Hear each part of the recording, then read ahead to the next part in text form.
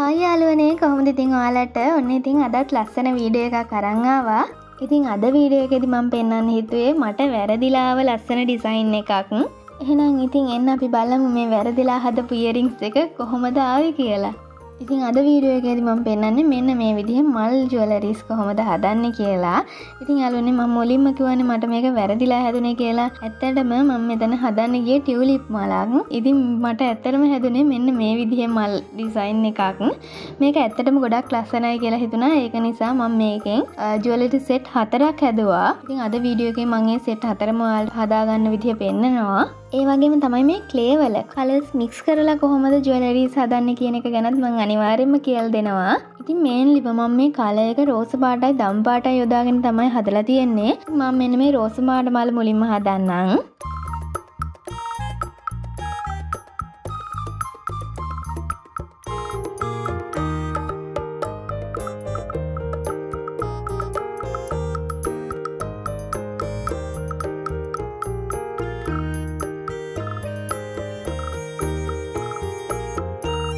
මේ විදිහට මට මූලික වර්ණ දෙකක් තමයි මම මෙතනට යොදාගත්තේ. මෙතනදී මම මෙන්න මේ විදිහේ තද රෝස පාට කොටසක් එක්ක සුදු පාට කොටසක් ගත්තා. මෙන්න මේ ත්‍රිකෝණ හැඩයට කපලා මම මෙහෙම තියාගත්තා. දැන් ඔයාලට මේ පේන විදිහට මම මේක කොටස් කරගන්නවා. ඉතින් මම මේ හදන්නේ මේ මලට අවශ්‍ය විදිහට කලර්ස් මික්ස් කරගන්න. ඉතින් ඔයාලට පේනවනේ මෙන්න මේ පේන විදිහට මම මෙන්න මේ විදිහට සුදු පාට එකයි මෙන්න මේ රෝස පාට කලර් එකයි මික්ස් කරගන්නවා. මට කැපිලා ආව ප්‍රමාණය.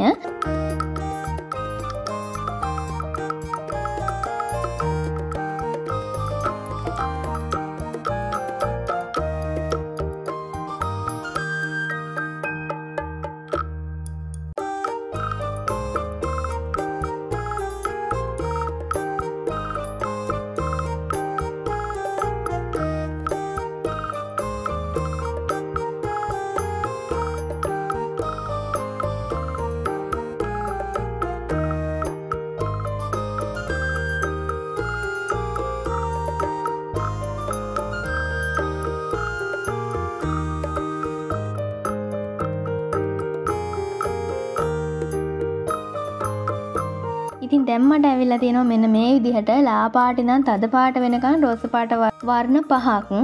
ඉතින් මෙන්න මේ වර්ණ පහ පිළිවෙලකට මම මේ විදිහට තියාගන්නවා.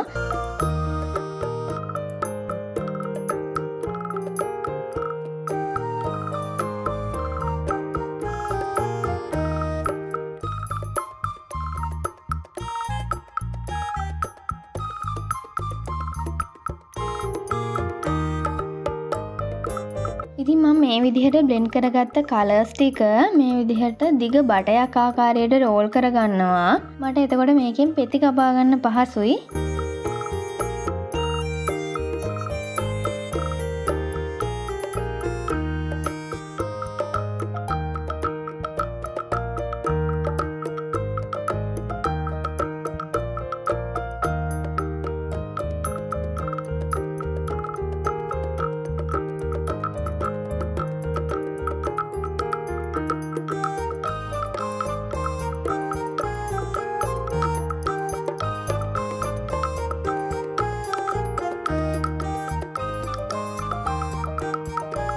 මේ පේන විදිහට මම රෝල් කරලා මේ විදිහට පෙති කපලා මෙන්න මේ වගේ හැඩයක් තමයි මම පෙත්තට ගන්නෙ. මලේ හැඩයට වෙන්න මම මෙන්න මේ විදිහට රෝල් කරලා ලස්සනට හදා ගන්නවා මේ කලර්ස් හරියන්න. ඉතින් මෙන්න මේ කලර් මික්ස් කරගන්නකොට මේ මම මේ හදලා පෙන්වන විදිහ දෙනවනේ ලා පාට ඉඳන් තද පාට වෙනකන් ඔයාලට හදලා පෙන්නුවනේ. අන්න ඒ විදිහට කලර් මික්ස් කරගත්තාම ඕගලන්ට ගොඩක් පහසුයි කලර් මික්ස් කරගන්න. ඉතින් මම අද මෙන්න මේ විදිහට තමයි කලර් එක බ්ලෙන්ඩ් කරගත්තේ. ඉතින් මෙතන කලර් බ්ලෙන්ඩ් කරනකොට විවිධ ක්‍රම පාවිච්චි කරනවා. ඉතින් ගොඩක් දෙනෙක් පැස්ටල් මැෂින් එකකින් මේ විදිහට කලර් බ්ලෙන්ඩ් කරගන්නවා. එහෙම නැත්නම් ඔයාලට පුළුවන් මේ විදිහට කලර්ස් දෙකක් හෝ කිහිපයක් එකට තියලා මේ විදිහට රෝලර් එකකින් රෝල් කරලා කලර් එක බ්ලෙන්ඩ් කරගන්න. ඉතින් මම ඔය ක්‍රම දෙකටම වැඩිය මෙන්න මේ ක්‍රමේ ලේසි කියලා හිතනවා. හරිම ලේසියෙන් කලර්ස් බ්ලෙන්ඩ් වෙනවා. ඉතින් මෙතන මම රෝස පාට වර්ග 5නේ මික්ස් කරේ. ඉතින් එතනදී ඔයාලට මේ රෝස පාට 5 වෙනුවට තවත් වෙන කලර්ස් එකතු කරලා මෙන්න මේ බ්ලෙන්ඩ් එක හදාගන්න පුළුවන්.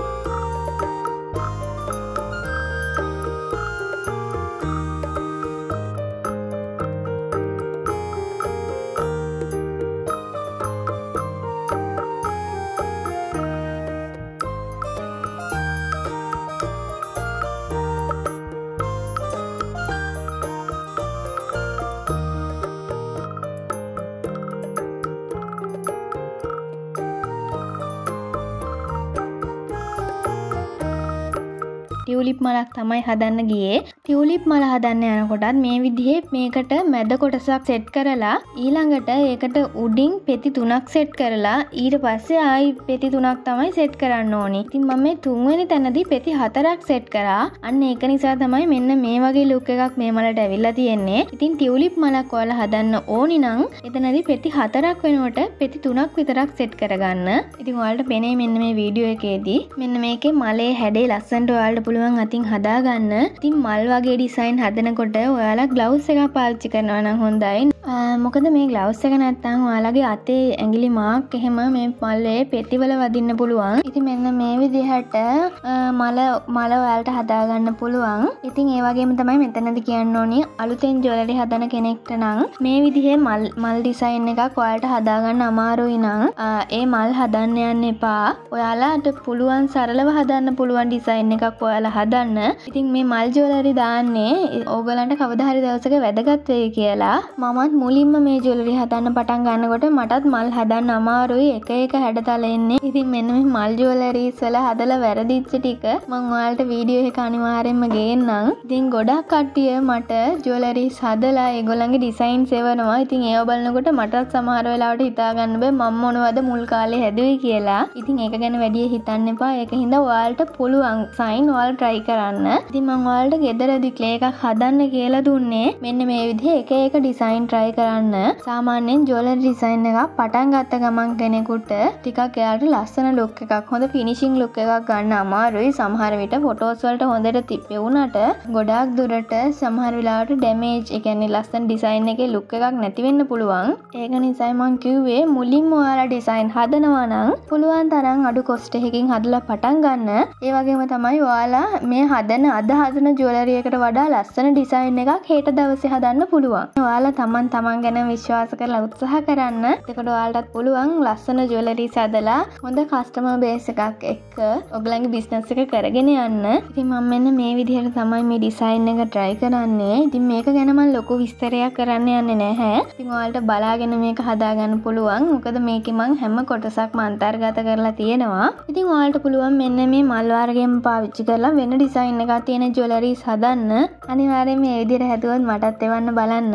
ඒ වගේම තමයි යාළුවනේ ගොඩාක් දෙනෙක් මගෙන් අහනවා ඇයි එයා ඩ්‍රයි ක්ලේ පාවිච්චි කරන්නේ? ඔයා oven bake clay එක පෙන්නුවනේ. ඇයි oven bake එකෙන් හදන්නේ නැත්තේ කියලා. ඉතින් මම එයා ඩ්‍රයි ක්ලේ වලින් අඩු කොස්ට් එකකින් හදන විදිය මම කියලා දුන්නාම සාමාන්‍යයෙන් මගේ channel එකේ මේ වීඩියෝස් බලන ගොඩක් දෙනෙක් ඉන්නවා. ඉතින් මම හිතනවා මේ එයා ඩ්‍රයි ක්ලේ වලින් හදන එක ඒ කෙනාට ලොකු ධෛර්යයක් වෙයි. Tamanට ඒ කියන්නේ oven bake clay එකක් ගන්න ටිකක් අපහසු කෙනෙක් නම් ඒ කියන්නේ මුලින්ම බිස්නස් එකක් පටන් ගන්න කෙනෙක් නම් ඒ කෙනෙක්ට හොඳ මොටිවේෂන් එකක් වෙයි මම මේ air dry clay වලින් හදන විදිය පෙන්නුවොත් කියන එක. ඉතින් අන්න ඒකයි මම ඒ කියන්නේ oven bake clay එකෙන් හදාගන්න ලේසි වුණත් oven bake එකෙන් හදන්න නැතුව air dry clay වලින්ම මේ ජුවලරිස් කොච්චර අමාරු වුණත් හදලා පෙන්නන්නේ. මොකද මේ air dry clay වලින් හදන්න කෙනෙක් බලන් ඉන්නවා නම් එයාට අනිවාර්යයෙන්ම මේක හොඳ මොටිවේෂනල් වීඩියෝ එකක් වෙයි කියලා මම හිතනවා. ඉතින් oven bake clay වලින් හදන කෙනෙක් නම් ඒ කෙනාට කිසිම ප්‍රශ්නයක් නැහැනේ. එයාට පෙන්නන ඩිසයින් එක ඉතින් එයාගේ clay එකනොත් අනිවාර්යයෙන්ම හදන්න පුළුවන්. මම මේ පෙන්නන ඩිසයින් ටික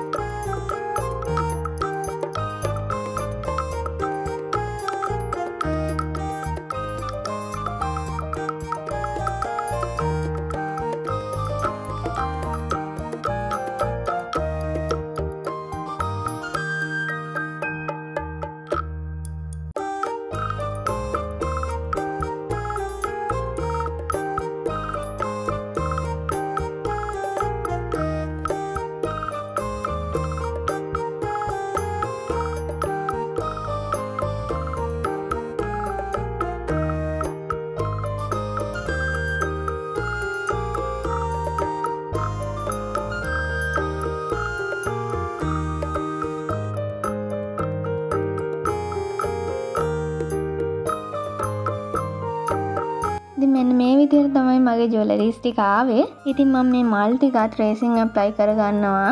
ඉතින් මෙන්න මේ විදිහට තමයි මගේ ෆයිනල් ලුක් එක ආවේ ජුවලරිස් වල. ඉතින් ඔයාලටත් පේනවා ඇති ලස්සනට වෙලා තියෙනවා. මම හදන්නේ ගියේ වෙන මලක්. ඒ වුණාට හැදිලා ආවේ තවත් මලක්. ඉතින් ඔයාලට මේ මලම තවත් විදිහකට try කරලා බලන්නත් පුළුවන්. ඉතින් අනිවාර්යෙන් මේ විදිහට හැදුවොත් මටත් එවන්න බලන්න. ඒ වගේම මේ ඩිසයින් ගැන මොනවද හිතන්නේ? ඉතින් මගේ channel එක ගැන මොනවද හිතෙන්නේ කියන එක අනිවාර්යෙන්ම පහතින් කමෙන්ට් කරන්න. ඒ වගේම තමයි ප්‍රශ්න ගැටලු වගේ තියෙනවා නම් මැසේජ් එකක් දාලා අහන්න. ඉතින් මේ විදිහට මගෙන් ප්‍රශ්න අහපු කට්ටියට අනිවාර්යෙන්ම උත්තර දීලා ඇති. ඉතින් යාළුවනේ මම හැමදාම කියනවා වගේ හැමෝම කියන දේවල් හැමෝම කරන දේවල් දිහා බල බල ඉන්න නැතුව තමන් දෙයක් පටන් ගන්න. තමන්ගේ උත්සාහයෙන් වැඩ කරන්න. මොකද තමන් ජයග්‍රහණය කරනකම් විතරයි මිනිස්සු කතන්දර කියන්නේ, කතන්දර හදන්නේ. තමන් ජයග්‍රහණය කරාට පස්සේ අනිවාර්යෙන්ම ඔයාලට පැසසුම් තමා ලැබෙන්නේ, මිනිස්සුන්ගේ ආදරය එතකොට තමා ලැබෙන්නේ. ඉතින් ජයග්‍රහණය කරනකම් ගල් මුල් ප්‍රහාර වදී. හැබැයි ඊට පස්සේ ඔයාලට ඒ විදිහට ගල් මුල් ගහන කට්ටියම ඔයාලට සුබපතයි. අන්න ඒක නිසා අනිවාර්යෙන් උත්සාහයෙන් වැඩ කරන්න. ඉතින් අන්න ඒක නිසා ඔයාලගේ විශ්වාසයත් නොහැර උත්සාහයෙන් වැඩ කරන්න. එහෙනම් යාළුවනේ අදට මං ගිහිල්ලා එන්නම්. බයි බයි.